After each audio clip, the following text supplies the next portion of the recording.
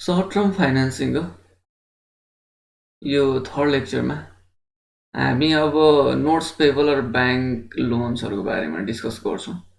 अब ब्याङ्क लोनहरू यो मात्र नभएर अरू पनि हुन्छ, तर तिमीहरूको लागि चाहिँ यहाँ यो 7वटा मैले लिस्ट आउट गरेको छु। यसमध्ये यो एड एन्ड लोन पनि कमै छ, तर बुकमा चाहिँ छ। यसलाई मैले स्लाइड सो गरेँ। यिनीहरूको फर्मुलाहरू पनि छ, त्यही बारेमा आज हामी डिस्कस गर्दै जान्छौँ है। अलिअलि लेखौँ पनि। अस्तिको कन्टिन्यू हो। अब फर्स्टमा नोट्स पेएबल लेखेछौँ। नोट्स पेएबल यसलाई ब्याङ्क लोन भन्छ। यो कर्पोरेट फाइनेन्समा ब्याङ्क लोनहरूलाई नोट्स पेएबलको के छ भने यो चाहिँ जनाउँछ है, ब्याङ्क लोन। अब सर्ट टर्म हामीले ब्याङ्क लोन लिन सक्छौँ, त्यो हो कुरा यसले भन्नु खोजेको। अब ए नम्बरमा nominal interest loan.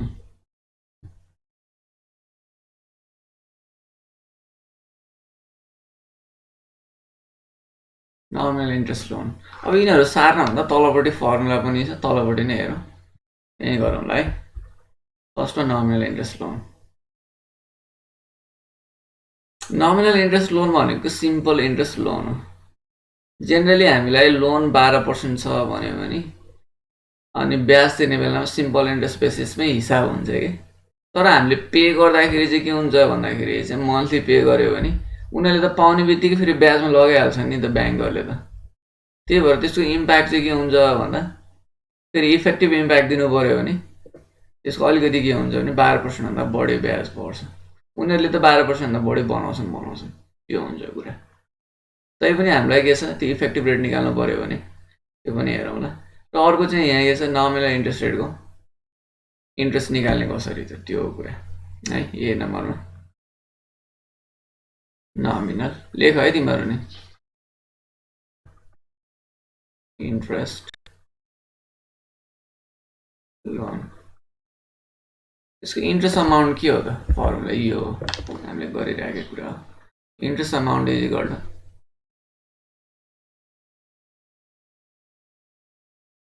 Is equal to 1 लेखेँ मैले यसलाई पनि, principal into rate into time. Principal into rate into time, simple छ, देखिया छ है। अब यो कहिलेकाहीँ यो टाइमलाई एडजस्ट गर्नुपर्ने हुनसक्छ। टाइमलाई जहिले पनि इयरमा राख्नुपर्छ। त्यही भएर 90 डेज भन्यो भने 90 डिभाइड बाई 365 गर्नु पऱ्यो, अरू 60 गर्नु पऱ्यो। 65 60 जुन गरे पनि हुन्छ। क्वेसनले यही नै गर भनेको छ नि त गर्नु पऱ्यो, नत्र जुन राख्दा नै हुन्छ। यही के छ, डेजलाई चाहिँ 365 ले डिभाइड गर्दाखेरि इयरमा आउँछ। यो समथिङ के हुन्छ त 0.247 इयर होला ल, इयरमा जान्छ। मन्थमा दिएको छ 3 मन्थ भनेको छ भने डिभाइड बाई 12 गरेर यसलाई 0. के गर्नु पऱ्यो 25 इयर बनाउनु पऱ्यो। यस्तो गर्नु पर्छ। यो टाइमलाई चाहिँ के छ भन्दाखेरि सर्ट टर्म फाइनेन्सिङ भएपछि यस्तो हुन्छ। यो इन्ट्रेस्ट अमाउन्ट निकाल्नु पऱ्यो भने त्यसरी हो।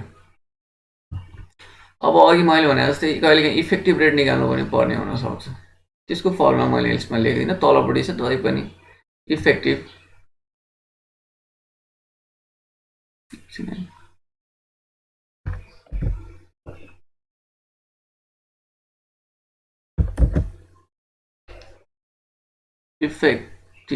Annual rate.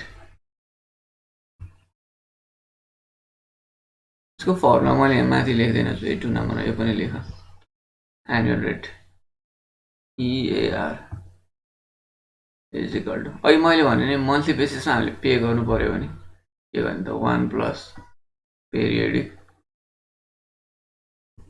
रेट को power EM -1 where m is equal to number of compounding per year.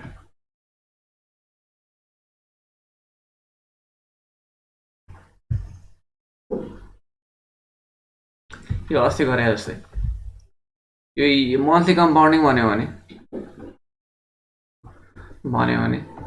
12 by 1 गर्दा 12 टाइम्स हुन्छ। अब 3 मन्थली भन्यो भने यो 4 क्वार्टरली हुन्छ कि और 90 days और क्वार्टरली भन्यो भने यो 4 टाइम्स हुन्छ। त्यस्तै हाफ इयरली भन्यो भने 2 टाइम्स हुन्छ। 12% इन्ट्रेस्ट छ अनि त्यसपछि मन्थली पे गर्नुपर्छ ब्याज भन्यो भने यसलाई 1% मा ल्याउनु पर्यो 1 + 1% अनि त्यसपछिको पावर 12 माइनस भने त्यसपछि चाहिँ के छ भन्दाखेरि यो इफेक्टिभ एनुअल रेट हुन्छ के यो गर्ने भने पहिला 1 महिनामा लैजारे त्यसलाई यो 12% लाई मन्थली पे गर्ने हो भने 1% तिर्ने हो डिभाइड बाइ 12 गर्नु पर्यो। हाफ इयरली भने 6 गर्नु पर्यो डिभाइड बाइ अनि त्यसपछि के हुन्छ यहाँ 6% आउँछ पावर 2 हुन्छ त्यतिखेर। त्यो पछि हामी हिसाब गर्नुलाई यति फर्मुला चाहिँ जरा लेखिराखन है। एउटा यो पनि थप यो 1 नम्बर यो 2 नम्बर है।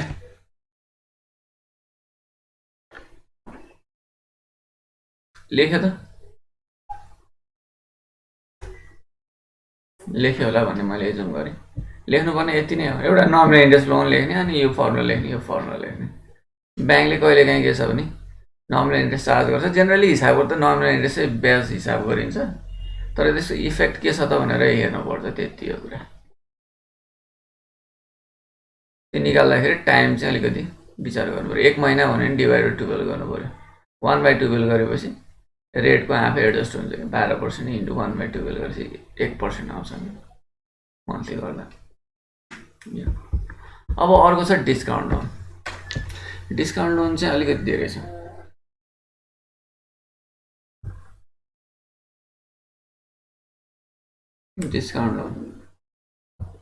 डिस्काउन्ट लोनमा चाहिँ के छ भने भएको इन्ट्रेस्ट रेटलाई चाहिँ हामीले डिस्काउन्ट रेट भन्छौँ है।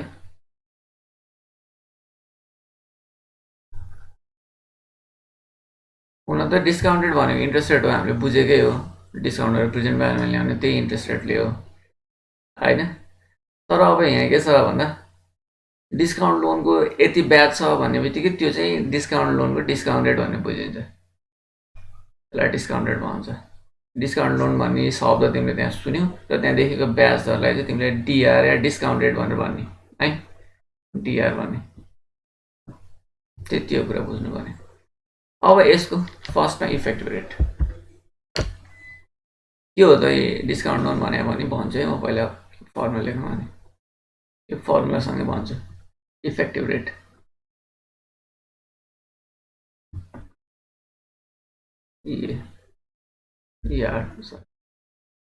Is equal to discount rate 1 minus discount rate. यदि यो एनुअल छ भने यसले काम गर्छ कि 1 वर्षको लागि डिस्काउन्ट भन्यो भने यसैले काम गर्छ। डिस्काउन्ट लोन भनेको चाहिँ सुरुमा तिमीले लोन लिन गयो लोन लिन गइसकेपछि मानिले principal amount is equal to P is equal to 1 lakh छ तिम्रो इन्ट्रेस्ट छ अहिलेको example interest rate is equal to rate is equal to 12%। तिमीले 1 वर्षको लागि लोन लिने गयो सर्ट टर्म फाइनान्सिङ 1 वर्ष भनौँ लोन इयर लोन पिरियड अरू के छ भन्दाखेरि maturity n is equal to 1 year time is equal to यति छ। यदि इयरमा छ नि एन गर्ने मन्थमा छ डेजमा छ भने टी गर्ने गर्छु मैले है जे गर्दा नि हुन्छ हुन चाहिँ यो छ। अब तिमीले तिर्नुपर्ने ब्याज 1 वर्षको कति हुन्छ त्यही इन्ट्रेस्ट निकाल्ने formula is equal to principal amount into rate into time 1 lakh into 12% into 1 year पछि 1 इक्वल टु 12,000 यो हो कन्डिसन। अब डिस्काउन्ट लोनमा चाहिँ के हुन्छ भन्दा यो 12,000 सुरुमा निकालेर तिमीलाई यो 1 लाखबाट कट्टा गरेर जम्मा 88,000 दिन्छ। तिमीले एक्चुअल लोन रिसिभ चाहिँ 88,000 हुन्छ कि र लास्टमा तिमीले तिर्ने चाहिँ 1 लाख हो।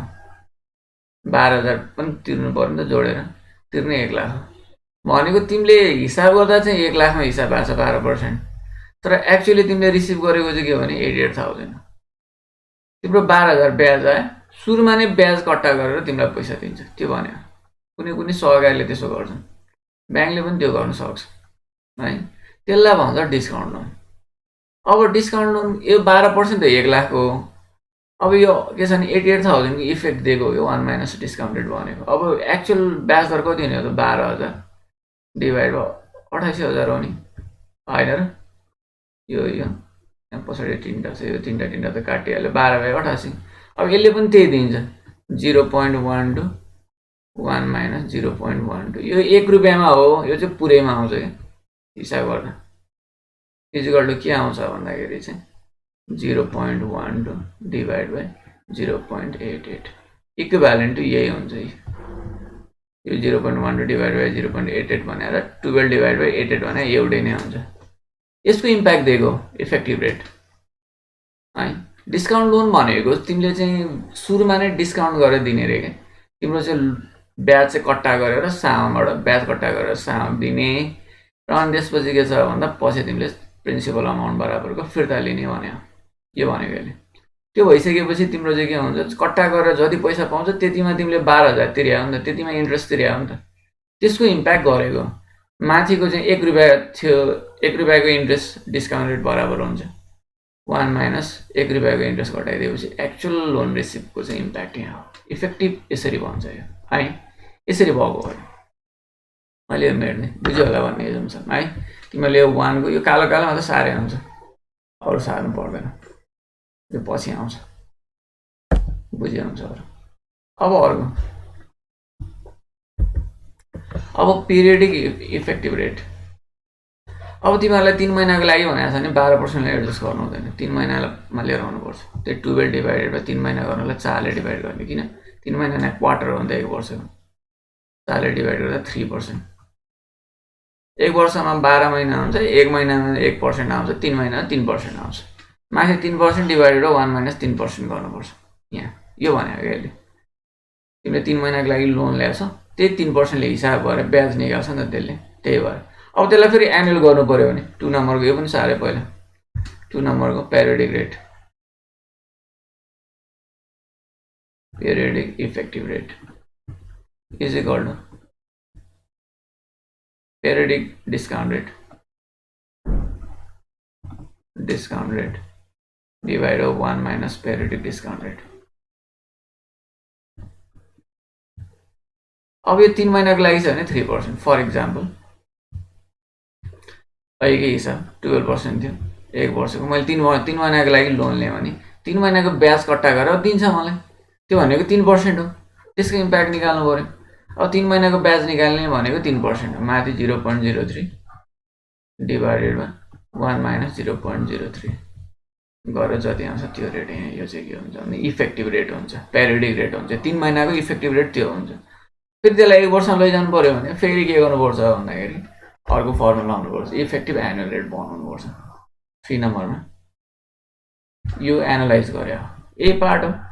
यसलाई चाहिँ के छ भने फेरि 365T अर मन्थ छ भने फेरि हाम्रो के छ भन्दाखेरि 12/3 मन्थ गर्दा यो कति आउँछ 4 आउँछ। पहिला 4 ले डिभाइड गरेर 3% लिएर आएको थियो, त्यसको इफेक्टिभ निकालेपछि फेरि 4 ले मल्टिप्लाई गरेर एनुअली छोड्नुपर्छ। फेरि हिसाब गर्दा इफेक्टिभमा के छ भन्दाखेरि हिसाब गर्दाखेरि हामीले चाहिँ पेरियोडिकमा लिएर आयौँ, फेरि निक्लिसकेपछि एन्सरलाई चाहिँ फेरि के गर्नुपर्छ, फेरि एनुअलमा लगेर छोड्नुपर्छ त्यसको इफेक्टिभ निकालेर। त्यो हो कुरा। 3 नम्बरमा फेरि effective annual rate is equal to निकाल्नु पर्यो, effective annual rate is equal to मैले यो मेट्दै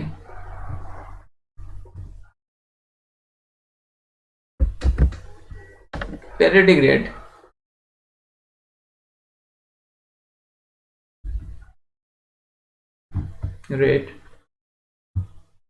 1 minus periodic rate discount rate भनौँ न अझै discount rate periodic discount rate यो होइन 1 माइनस पेरियोडिक डिस्काउन्ट रेट यो है फर्मुला मैले लेखेको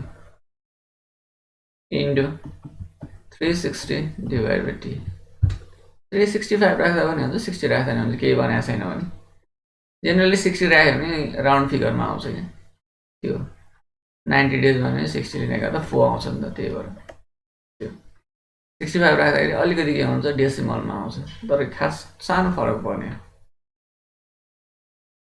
यसरी चाहिँ हामीले इफेक्टिभ रेट निकाल्ने यो पार्ट एनालाइज गरे हो यो पार्ट इफेक्टिभ रेट निकाल्यो भने यो पार्ट एनालाइज गरे माथि हामीले क्रेडिट पनि यस्तै गरेका छौँ तलपट्टि अलिकति समराइज पनि हामी गर्छौँ त्यसपछि यो चाहिँ फेरि यो पार्ट और यो चाहिँ माथिको अर्थमेटिक वेमा यो चाहिँ फेरि जोमेट्रिक वेमा गर्नु पर्यो नि effective annual rate is equal to 1 plus periodic rate discount rate divided by 1 minus periodic discount rate को power 360 divide by T minus 1 यो माथिको अर्थमेटिक बेसिसमा हो तिमीहरूलाई सोध्यो भने गर्ने यही नै हो तर जोमेट्रिक बेसिसमा नि गर्न सकिन्छ तिमीहरूको बुकको फर्मुलामा एन्सरहरू यो फर्मुला राखेर एन्सरहरू निकाले पनि सके त्यही भएर इक्जाममा यो गरे पनि यो गरे पनि केही फरक पर्दैन तिमीहरूको बिग्रिँदैन है बुझ्नु पर्यो डिस्काउन्ट लोन तिमीले फटाफट सारेको भएमा अगाडि बढे यतापट्टिको कालो मात्र सार्ने यतापट्टि सार्नु पर्दैन यो मैले तिमीहरूलाई सार्ने टाइम होस् भनेर लेखेको त्यसपछि अगाडि बढे अर्को चाहिँ कम्पेन्सेटिङ ब्यालेन्स लोन 3 नम्बरमा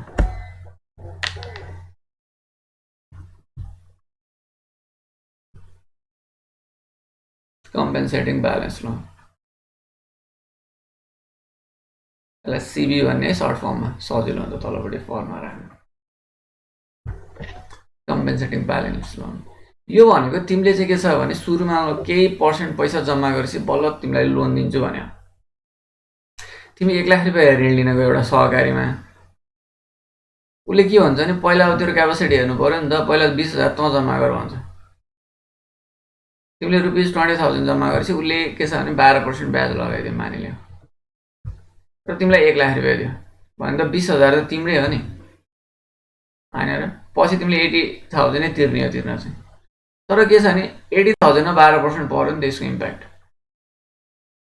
त्यही भएर यो 20% घटाउनु पर्छ कि यो हुन्छ कि इम्प्याक्ट हामीले हेर्ने भनेको 12% डिवाइड बाई 1 माइनस 20% गर्ने यो यसको पनि के छ भने पेरियोडिक रेट छ भने त्यसरी नै एडजस्ट गरेर गर्नुपर्छ तर अब यता नआउँछ त्यता त्यो कम्प्लिकेटेड हुन्छ डिस्काउन्ट लोनमा चाहिँ अलिअलि हुन्छ अब आयो भने त्यतिखेर हेर्नु होला है यसको हेर्ने इफेक्टिभ रेट मात्र त्यही भएर effective rate is equal to 1 मा इफेक्टिभ रेट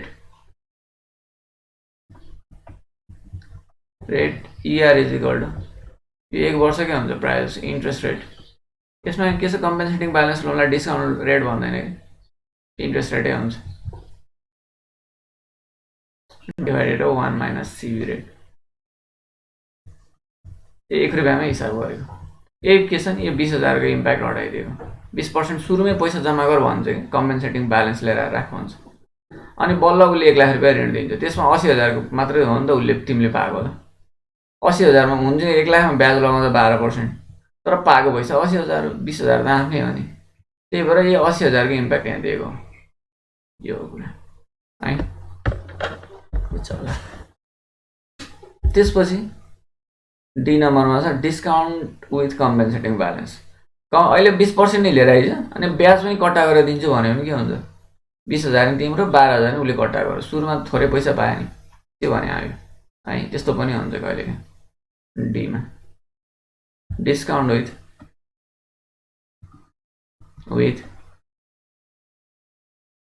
सिबी लोन मैले यो भने त्यहाँ ठाउँ नपुगेर डिस्काउन्ट विथ सिबी लोन अब यसमा के छ डिस्काउन्ट आइसकेपछि यहाँ भएको ब्याज दरलाई डिस्काउन्ट रेटै भन्ने त्यसरी चाहिँ बुझिन्छ कि डिस्काउन्ट लोन हो भने डिस्काउन्ट रेट भन्ने त्यही भएर अब यसमा पनि इफेक्टिभ रेट निकाल्ने 1 मा एउटा मात्र फर्मुला छ त्यो दुईटैको effective rate is equal to discount rate interest रेटै हो 1 माइनस डिस्काउन्ट रेट जतिले ब्याज गर्छ त्यतिले घटाउने ब्याज पनि कट्टा गर्छ सुरुमा ब्यालेन्स पनि लगाएर राख्नुपर्छ जीबी रेट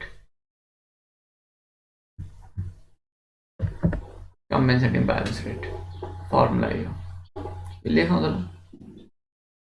अब सिद्धिनला अब एडल लोनको कुरा गर्छु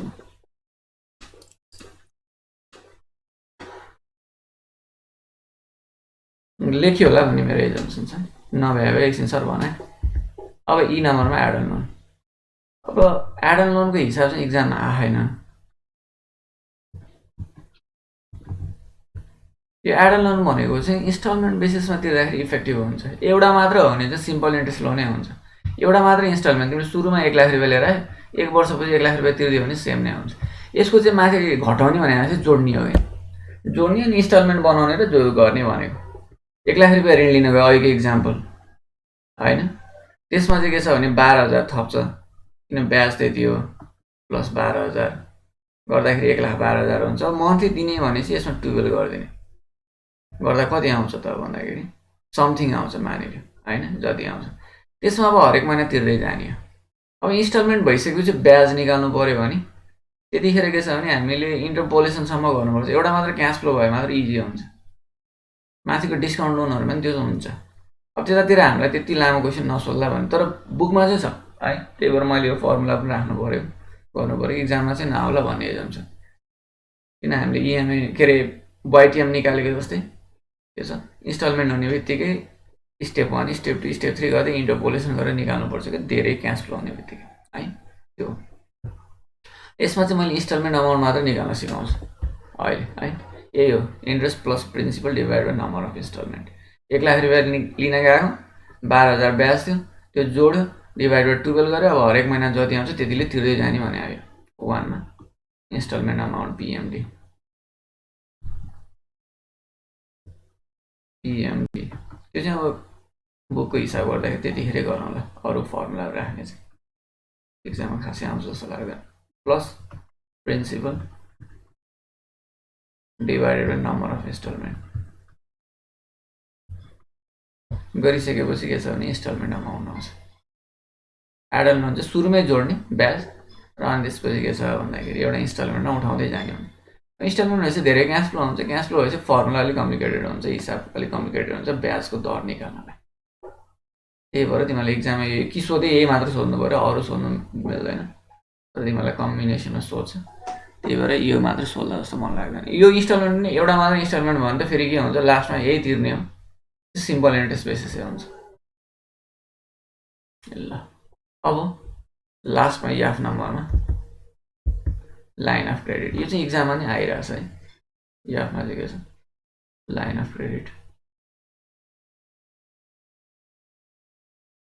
यसको 2-3 फर्मुला छ फटाफट लेख्ने छ 5 मिनट चाहिन्छ लाइन अफ क्रेडिटमा लाइन अफ क्रेडिट भनेको चाहिँ ब्याङ्कले के छ भन्दाखेरि चाहिँ लाइन अफ क्रेडिट सुविधा दिन्छ कि यसमा चाहिँ झिक्ने राख्ने क्रेडिट कार्ड हुन्छ नि स्वाइप गर्यो पैसा निकाल्यो अनि आफूसँग भाना लगेर तिर्दियो अनि फेरि पैसा स्वाइप गरेर निकाल्यो या कहीँ गएर खर्च गर्यो त्यसो गर्न मिल्ने लोन हो यसमा चाहिँ के छ ब्याङ्कहरूले ल म तँलाई 1 करोडको लाइन अफ क्रेडिट दिन्छु भन्ने आउँछ अब लाइन अफ क्रेडिट 1 करोडको दियो भने उसले म तँलाई 1 करोडसम्मको लोन दिन्छु भने अब मलाई मन लागेको खर्च गर्छु मन नलागे नखर्च गर्दिनँ त्यो बनेर ठिक्क परेर बसेको हुन्छ अब मलाई चाहियो मैले कुनै दिन 1 करोडै निकाल्छु अनि फेरि 50 लाख लगेर जम्मा गर्छु मसँग 5 लाख रुपियाँ भयो लगेर जम्मा गर्छु 5 लाख रुपियाँ चाहिँ झिक्छु त्यो पास भएर बसेको मेरो पैसा लोन पैसा जस्तो हुन्छ कि त्यो अब यहाँ चाहिँ के हुन्छ भन्दाखेरि जति मैले युज गर्छु फन्ड त्यसको ब्याज लाग्छ अनि युज नगरेको जतिको कमिटमेन्ट फी लाग्छ त्यो हो कुरा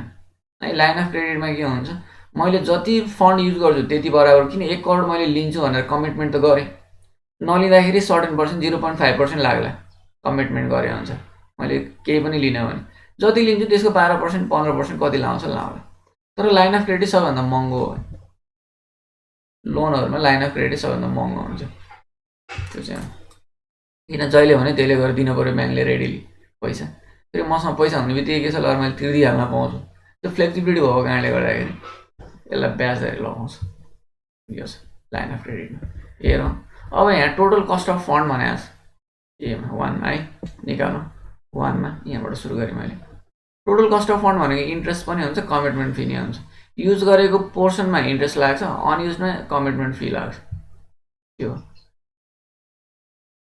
total cost of fund is equal to interest plus commitment fee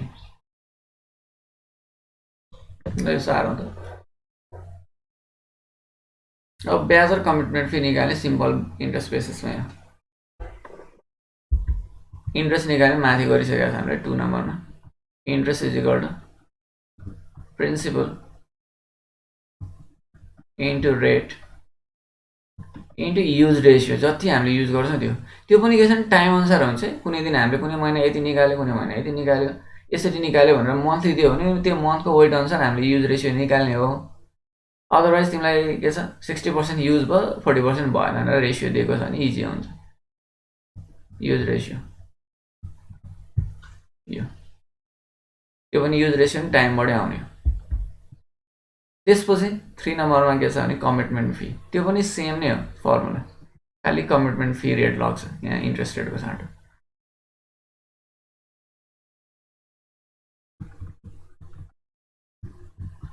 is equal to principal into commitment fee rate into unused ratio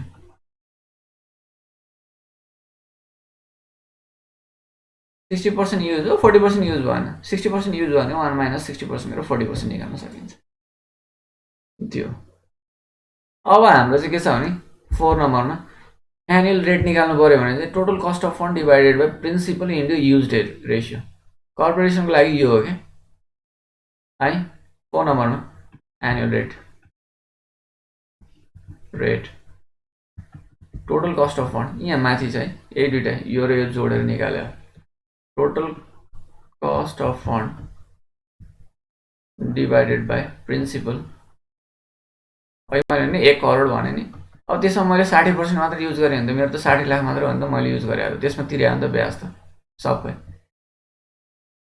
use ratio यसरी निकाल्ने हो प्रिन्सिपल इन्टु युज रेसियो जति हामीले चाहिँ कमिट गरेका छौँ त्यसको चाहिँ कति युज गर्यो त्यसमा हो नि त लागेको ब्याज त हाम्रो सबै खर्च 60 लाख भन्दा युज भएन तिरो यति भने त हामीलाई ब्याज त धेरै लाग्यो भन्ने बुझिन्छ यो ठिक छ है यो जेनरली यसरी निकालिन्छ सक्यो क्लास डिस्कसन गर्न भ्याइएला र यहाँ एउटा डिस्कसन गर्न मन लाग्थ्यो अब हिसाब गर्दाखेरि डिस्कस गरौँला अब केही छ तिमीहरूलाई सोध्नु पर्ने भने सोध होइन भने 35 मिनट हुन लाग्यो जान्छ छ कतिजना भयो हेर 5 जना चाहिँ भएछ रोशन सौरभ 5 जना होइन 4 जना छ रोशन सौरभ साह्रै छ त